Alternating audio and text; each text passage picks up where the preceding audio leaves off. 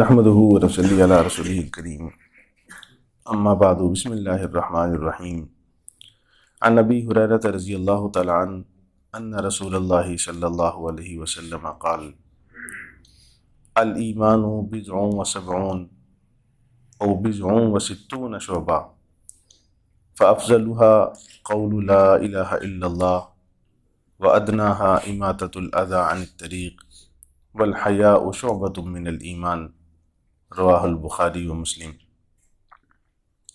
حضرت ابو ہریرہ رضی اللہ تعالیٰ عنہ سے مروی ہے، فرماتے ہیں کہ حضور نبی کریم صلی اللہ علیہ وآلہ وسلم نے ارشاد فرمایا، الایمان بضع و سبعون او بضع و ستون شعبہ،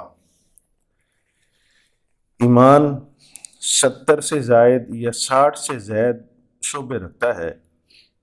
فَأَفْضَلُهَا قَوْلُ لَا إِلَهَ إِلَّا اللَّهُ، ان سے سب سے افضل شعبہ وہ لا الہ الا اللہ کہنا ہے۔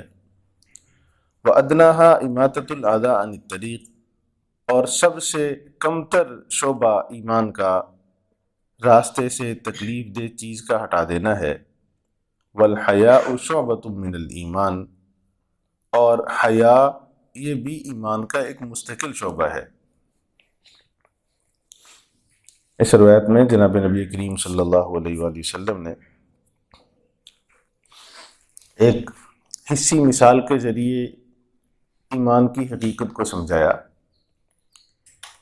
کہ ایمان کے بھی اسی طرح مستقل درجات ہیں، جس طرح ایک بڑا جسم رکھنے والی چیز کے درجات ہوتے ہیں، اعلیٰ، ادنا، اوسط۔